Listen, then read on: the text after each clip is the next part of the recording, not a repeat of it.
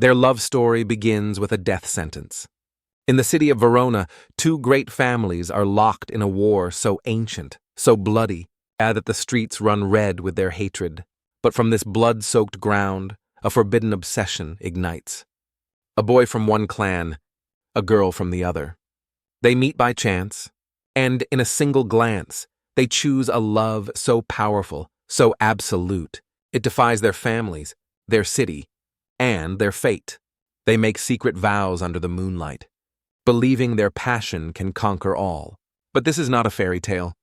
This is a story of how a secret love, born from hate, will lead to bloodshed, exile, and a shocking lie that will demand the ultimate price. They were warned. These violent delights have violent ends. Now, the story itself.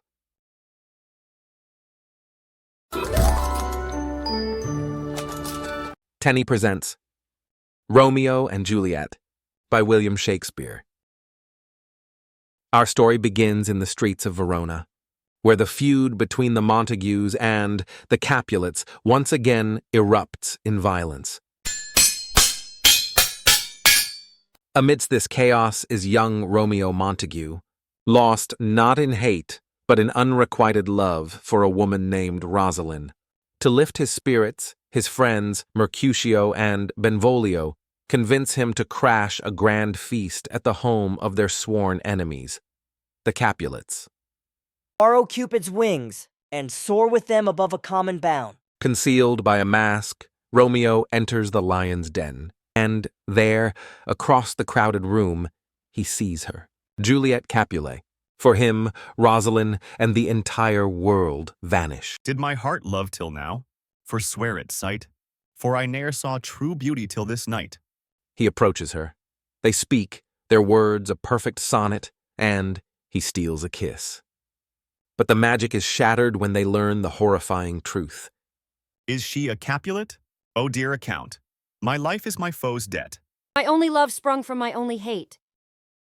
Unable to leave, Romeo climbs the wall into the Capulet orchard.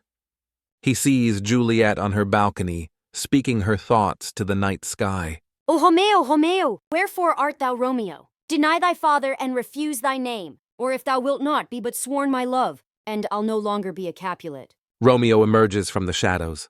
Call me but love, and I'll be new baptized. Henceforth I never will be Romeo. Frightened but thrilled, Juliet warns him of the danger. But their fear is overwhelmed by their passion. There, under the moon, they exchange vows of love, their words promising a future free from their family's hate. My bounty is as boundless as the sea, my love as deep. The more I give to thee, the more I have, for both are infinite. They decide they cannot wait. They will be married in secret. Romeo rushes to his confessor, Friar Lawrence. The friar is shocked by Romeo's sudden change of heart from Rosalind to Juliet. Holy Saint Francis, what a change is here. Young men's love then lies not truly in their hearts, but in their eyes. But when he learns the girl is a Capulet, he sees a chance, a glimmer of hope. For this alliance may so happy prove, to turn your household's rancor to pure love. He agrees to marry them.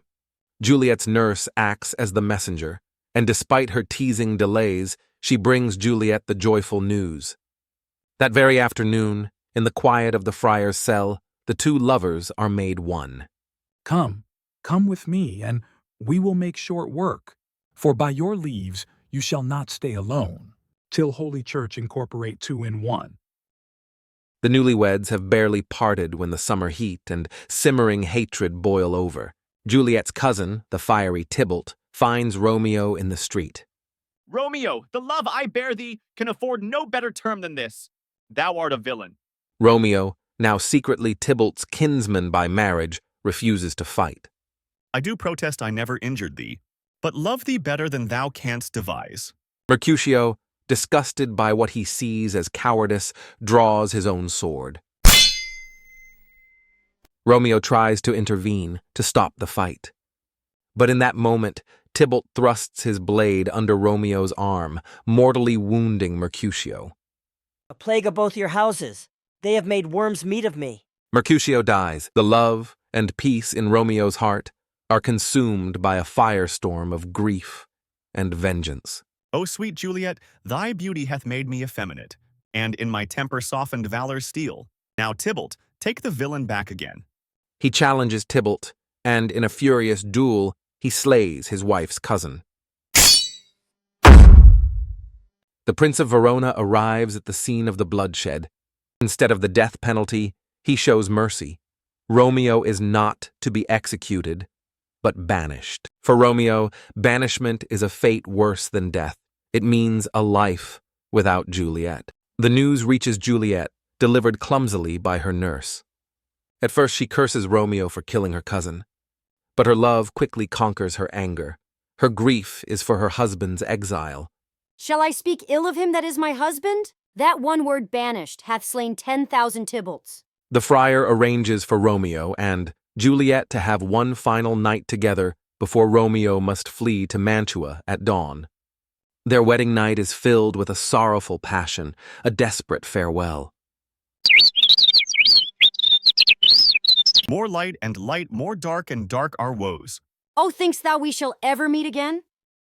As Romeo leaves, disaster strikes. To cure Juliet's grief over Tybalt, her father makes a sudden decision. She will marry the noble Count Paris in 3 days. When Juliet refuses, her father's comfort turns to furious rage. Hang thee, young baggage, disobedient wretch. Get thee to church a Thursday, or never after look me in the face. Abandoned by her parents and even her nurse, who advises her to marry Paris, Juliet feels utterly alone. She runs to the one person she has left, Friar Lawrence.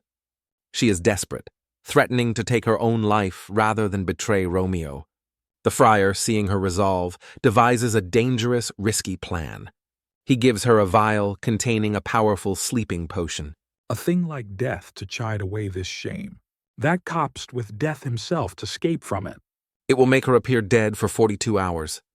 Her family will place her in the Capulet tomb. In the meantime, the friar will send a letter to Romeo, explaining everything. Romeo will come to the tomb, and when Juliet awakens, they will escape together to Mantua. Back in her room, Juliet plays her part. She agrees to marry Paris. That night, alone, she faces the terror of the plan. What if the potion doesn't work? What if it's a poison? What if she wakes up alone in the tomb, surrounded by the bones of her ancestors? Oh, if I wake, shall I not be distraught, environed with all these hideous fears? But the thought of Romeo gives her strength. She drinks the potion. Romeo, I come, this do I drink to thee. The next morning, the nurse finds her, seemingly lifeless. The Capulet house, once filled with wedding preparations, is plunged into mourning. But fate, cruel and swift, intervenes. The friar's messenger is delayed by a quarantine. The letter never reaches Romeo. Instead of the friar's letter, Romeo's servant arrives in Mantua with the news he saw Juliet being buried. Romeo's world shatters. Is it e'en so? Then I defy you, stars. He buys a fast-acting poison from a poor apothecary and rides back to Verona, his only goal to die beside his love. At the Capulet tomb, he finds Count Paris mourning. Paris tries to arrest him, and in the ensuing fight, Romeo kills him. He carries Paris's body into the tomb and lays him near Juliet. He sees his wife, her beauty untouched by death. O my love, my wife, death, that hath sucked the honey of thy breath, hath had no power yet upon thy beauty. He gives her one last kiss. Here's to my love. O true apothecary, thy drugs are quick. Thus with a kiss, I die. He falls, dead, beside her. Moments too late, Friar Lawrence arrives at the tomb. Just as he enters, Juliet begins to stir. She awakens to the most horrific sight imaginable, her love, Romeo, lying dead beside her. What's here? A cup, closed in my true love's hand? Poison I see hath been his timeless end. She kisses his still warm lips, hoping to find a drop of poison for herself. O churl, drunk all and left no friendly drop. To help me after, I will kiss thy lips. The friar begs her to leave, but she refuses. She sees Romeo's dagger. O happy dagger, this is thy sheath. There rust and let me die. And she plunges it into her heart, falling across Romeo's body. The watchmen arrive to find the tragic scene. The prince, the Capulets, and Lord Montague are summoned. Friar Lawrence, heartbroken, recounts the entire story of their secret love and marriage. He explains the desperate plan that went so horribly wrong. Seeing the truth laid bare, the two old lords finally understand the devastating cost of their feud. O brother Montague, give me thy hand. They agree to end their rivalry and raise golden statues in honor of the young lovers. But the peace comes too late. Verona is shrouded in sorrow. The prince has the final somber words. A glooming peace this morning with it brings.